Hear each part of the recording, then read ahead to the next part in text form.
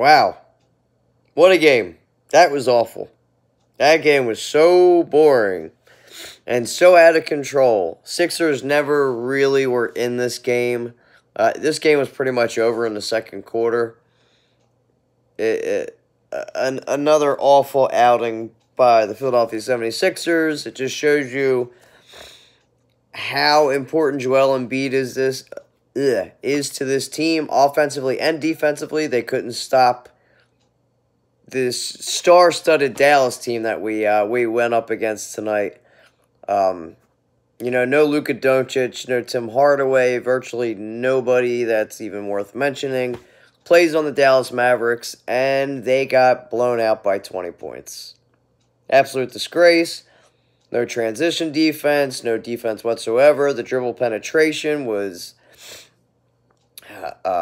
phenomenal for Dallas. They were basically getting nobody even in their way. We don't really have any shot blocking once Joel is out, but I can't stand this rest load management bullshit.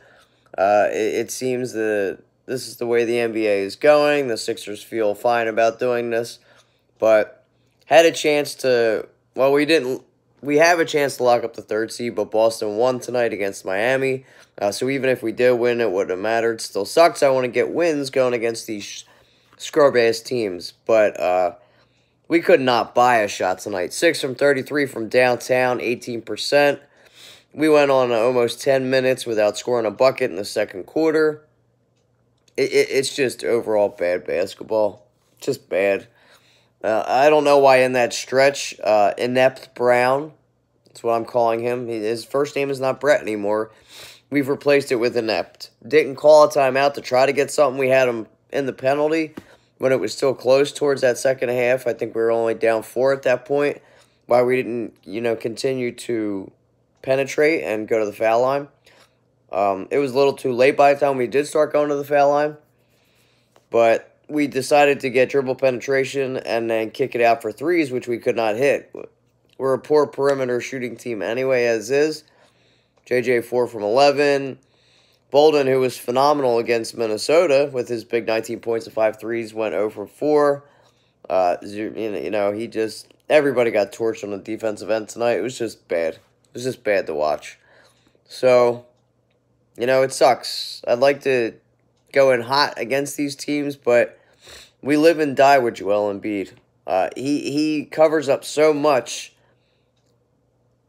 defensively on this team of how bad they are without JoJo in there.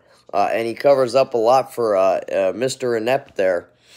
So, it just sucks to not be able to beat this team, but get blown out by them. We just see this so often when JoJo, we were down Jimmy too, but still, with the guys that we have, we still should have been able to give up a better fight against, Dirk Nowitzki, who didn't play that much. He only had 7 points, but like Justin Jackson went off for 24, and then you look at the bench production, it was 62 to I'm not going to count the cheap points that God, I can't even think of his name, TJ got, but still, they still outscored us by close to 40 points bench-wise.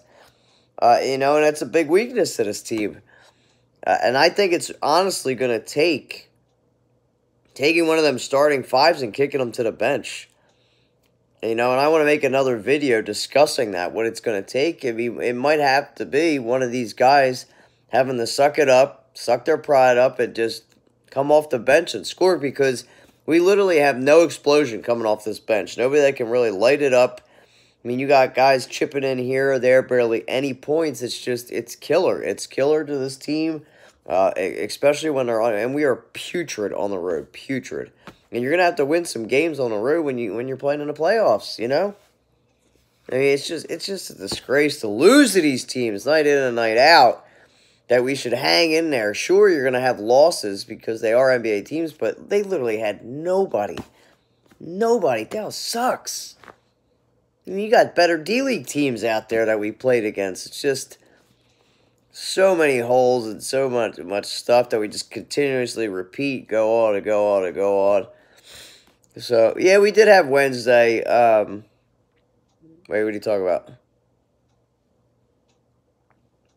We are trying to make a comeback. He puts Reddick in. Yeah, I don't know, man. I don't know what Inept has going through his mind. I mean, he literally had 5 timeouts going into halftime. I mean, what was he holding on for? I mean, we went through that stretch of his 10 minutes without scoring a bucket. Use them. And then in the second half, when they were up like 18 points, they would get dribble penetration like they were getting all game. They'd get an easy bucket and then he'd call a timeout. He was just like burning through them. So he went from not calling any timeouts in the first half to when we needed them to calling useless timeouts when the game was pretty much over. He just whipped out the white flag and was waving it. You cannot rely on Jonah Bolden because he's too inconsistent. I mean, he did have that good game against the Timberwolves, but he's an extremely streaky shooter. I think he is very poor defensively. I don't think he's got very quick feet, and I think people could take advantage of him like you saw tonight. The transition defense was awful. We didn't have as many turnovers as we usually do, but they got a big 18 points off the turnovers out of the 11 that we had. Yeah, Harris not getting any points. I mean, he struggles to get points. And if I were to think about it, I would take Tobias Harris and put him on the bench. Take him out of the starting lineup and have him be the firepower. If you guys can remember, it was a big decision when the Spurs did this, when they had their big three, but what did Greg Popovich do that was beneficial for the team? He took Manu Ginobili, who honestly deserved to start for any team, and especially that Spurs team, through his entire career, but he took him, as talented as he was, and he moved him to the bench. Because it gave him that spark. It gave him that superstar coming off the bench, which is what teams need. You need somebody that could just light it up from any which way off the court, dribble penetration, ISO, what have you. And I think the Sixers need to do the same thing.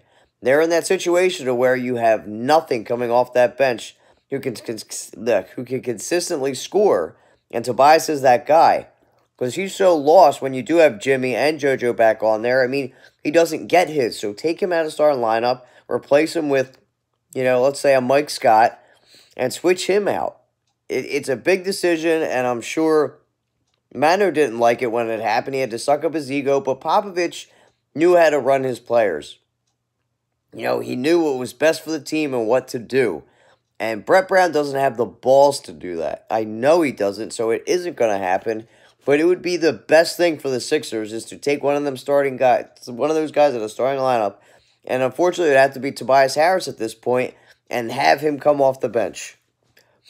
You take him out, and then you shuffle him in with it. You spread the floor out with a couple shooters that we have, like, you got Boban in there coming in the second unit. He worked well because he's played with Toby in a couple places. They've been in LA and Detroit. Then you got Ennis and TJ. But you could spread the floor when you got Tobias out there. Let him do some iso ball transition. He could take the ball up. He could even be your point of your second unit and have TJ, have his little energy thing. But it's all about winning what's best for the team. And to put your ego aside, which I don't think Tobias Harris would have an issue with that at all. He's lost with this starting 5 usually. He doesn't get his thing going, so why not take him and put him on the bench? It was so beneficial for the Spurs winning them 4 championships with Manu coming off the bench. I mean, exponential for Popovich. What genius to be able to do that. And it's just, we have no firepower coming off that bench. Just no energy. We are putrid on the road. I mean, we could not buy a shot tonight. And we gave up so many easy twos to kick out for so many jumpers that we took tonight. 6 of 33 from downtown. And you're going to put yourself in a hole, especially if you're not making them shots, is exactly what happened. They were killing us with getting to their spots on the floor, and they were knocking down their shots. I mean, in the second half, we were 19 of 61. We could not buy a shot. It's awful. Awful. And back in the day, when when you weren't knocking down shots, you put it on the floor, get to the free throw line. Well, that doesn't happen in today's NBA, which I cannot stand. I hate it. And they put you in the hole. You live and die by the three. Sometimes you make them and you get up big, and sometimes you're not. And it puts you in such a big hole that you can't dig yourself out of it. And that's what happened tonight. The Sixers could not knock down any shots. They were getting some good dribble penetration because they don't really have a shot blocker on Dallas. You know, that Mesri guy. And you just look at the players that we got dominated by tonight. Should not have happened. Should have been a closer game. It wasn't. Annette Brown, players not being in the right spots, not being able to draw up a game plan. It's just a free-for-all for out there. I wish JoJo would come back. You know, you don't want to risk injury, but this load management, get them ready for the playoffs, blah, blah, blah. We haven't secured that third spot yet. You know, so it's going to be a grind, unfortunately. But it's night in and night out. This is what I get pissed off about. And people say, well, you know, it happens. Good teams lose to bad teams. Yes, but why is it consistently that the Sixers are in close games or losing to bad teams, not just by a couple, but getting blown out by them night in and night out? You know, that's the big issue I have, and that's what makes my blood boil, and it pisses me off so much. You see the same mistakes. Every game is almost a nail-biter, and it should not be with the amount of talent that is on this team. You know, thank God we got rid of Billy Lang. That's one problem. But we replaced him with Jim Brown. Or not Jim Brown. I'd love to have Jim Brown. Jimmy O'Brien, who is a terrible coach. And there was a reason he was sitting on the sidelines. He was bad when he coached the Celtics. He was bad when he had him as an assistant before. Get rid of his ass. You need a whole revamp of the whole coaching staff. But just a very disappointing loss tonight. Very disappointing. You know, we better get ready because we play Milwaukee. I think it's Thursday. You know, they rested all their starters a couple games ago, and they still were able to put up 130-some points. That's great coaching and great depth is what that team has. We don't have that. Mike Scott looks so lost. He's just much like JJ when he's out there. When he's not knocking down his shots, he's useless. I cringe when he tries to drive to the hole. He looks completely lost like Robert Covington was when we had him. Did the same shit. He's not very good defensively. I mean, he's going to hustle and give you a little bit, but he gets beat to his spots a lot of the times. Butler at the Simmons. It's just a shame to watch this type of basketball he's playing. And this is not the type of ball you want to be playing going into the playoffs. I want to be hot, so every game should be accounted for. I don't want to look ahead. I want to treat each game like it's a playoff game, and we are not doing that. I would have been okay if we, you know, I don't want to see any lose, but to get blown out by the team we just did by 20 points, and they handled us the entire game. We looked good in the first quarter. That was it. I feel like they make it close when we're blowing them out on purpose to build excitement. I hope not, but who knows anymore. That could be a possibility. You know, we are one of the best first-quarter teams in the NBA, but you got to be able to draw up plays and make adjustments, and you know what it is. It's the same shit over and over again. I'm tired of repeating myself. Nothing ever changes. We shouldn't rely on one guy so heavily to where we get so exposed when you bench him and want to rest him for the playoffs. You know, it's not. I get it. You want to give your guys rest here or there, but you're resting them for 3 or 4 games. He might not play for the rest of the season. They're saying 3-game roadie. We were able to pull one out in Minnesota, but that was a different situation. And they are a decent team they've got, but we had some bench players that were able to come up big. Streaky, though. Streaky. It sucks. We lose to Dallas, 122-102.